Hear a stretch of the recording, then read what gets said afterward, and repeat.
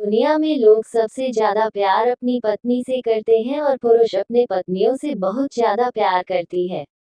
क्योंकि दोनों का जीवन की प्रकृति में से जुड़ा हुआ रहता है, ये दोनों एक दूसरे के बिना एक दिन तो क्या एक घंटे भी नहीं रह सकते हैं। ऐसे में पति पत्नी की प्यार की कहानियां हम सभी को पढ़ने ही चाहिए। क्योंकि कभी ना कभी तो हम लोग पति पत्नी तो बनेंगे। ऐसे में हस्बैंड वाइफ लव स्टोरी हम सभी के जीवन में एक सकारात्मक सोच के साथ अच्छी पहल करने की जिम्मेदारी को आगे बढ़ाएगी। देव नाम का व्यक्ति की शादी अरेंज मैरिज के तौर पर शालिनी से हुआ था। दोनों की शादी अरेंज मैरिज होने के कारण वे दोनों एक दूसरे को पहले से नहीं जानते थे। शादी के बाद दोनों एक दूसरे को जानने पहुंचाने का काम चालू हुआ। कुछ ही दिनों में दोनों एक दूसरे को अच्छी तरह से जल्दी पहचानने लगे थे।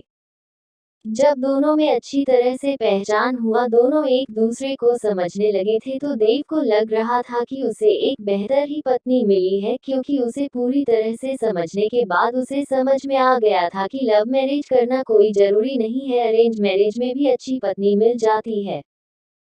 दोनों की नई नई शादी हुई थी, इसी कारण से दोनों एक दूसरे को अच्छी तरह से समय देते थे। उसके बाद दोनों एक दूसरे के काम में हाथ बटाया करते थे। पति पत्नी दोनों में खूब ज्यादा प्यार होने लगा था। अब उसकी पत्नी भी देव को समझ गया था और उसे किसी भी प्रकार का कोई काम या किसी प्रकार की कोई सामान जरूरत पड़ने से पहले ही उसकी पत्नी उसे के सामने हाजिर कर देते थे। एक दिन देव अपने दोस्त को सूरज को अपने घर दावत पर बुलाया था। देव और शालिनी के प्यार देखकर सूरज बोल उठा, कर तुमने तो अरेंज मैरिज की है, लेकिन तुम्हारी पत्नी बहुत अच्छी है, तुम्हारा बहुत ज्यादा ख्याल रखती है और तुम दोनों भी अच्छी तरह से अपना काम कर रहे हो।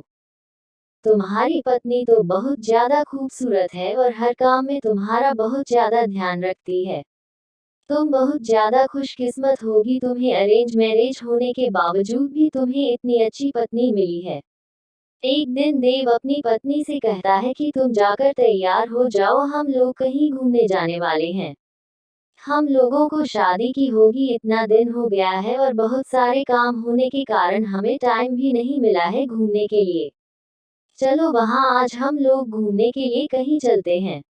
इतना सुनकर उसकी पत्नी शालिनी ने कहती है कि आपने तो बिल्कुल अच्छा कहा जी, बहुत दिनों से हम लोग कहीं घूमने नहीं गए, अच्छा हुआ आज आपने बोल दिया, हम लोगों का मन नहीं लग रहा था, चलो कहीं घूम कर आते हैं। दोनों एक कार में बैठकर घूमने के लिए निकल पड़ता है। रास्ते में जब हाईवे पर गाड़ी जाती है तो उसे एक बड़ी गाड़ी में टक्कर होने के कारण दोनों दुर्घटनाग्रस्त हो जाते हैं। देव को जब हो जाता है तो वह हॉस्पिटल में था, जैसे ही होश में जाता है वह अपनी पत्नी को ढूंढने लगता है।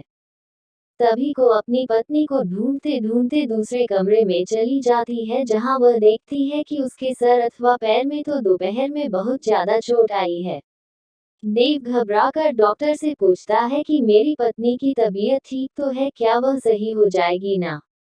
तभी डॉक्टर कहता है कि तुम्हारी पत्नी की पैर की नसों में ज्यादा खून निकलने के कारण पैर को काटना पड़ा है, वह नहीं चल सकती है। इतना सुनते ही शालिनी की आंखों में आंसू आ जाता है और कहता है कि मैं तो आपके ऊपर अब बोझ बन गया हूँ। उसके बाद देव कहता है कि ऐसा कोई बात नहीं है, इतने दिनों से तुमने मेरा ख्याल रखा था, अब मेरा फर्ज बनता है कि मैं भी तुम्हारा ख्याल रखूंगा।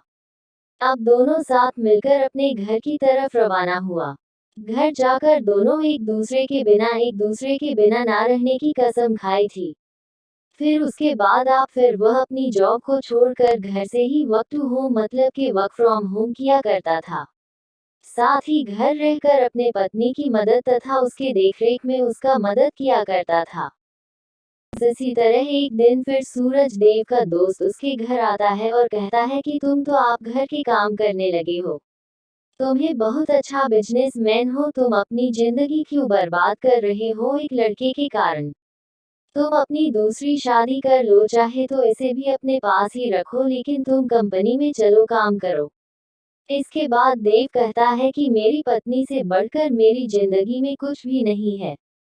मैं उसकी देखभाल हमेशा करूंगा और करता ही रहूंगा, क्योंकि हमेशा से ही मुझसे प्रेम करती थी और हमेशा से ही हम लोग पति पत्नी आपस में प्रेम करते रहेंगे।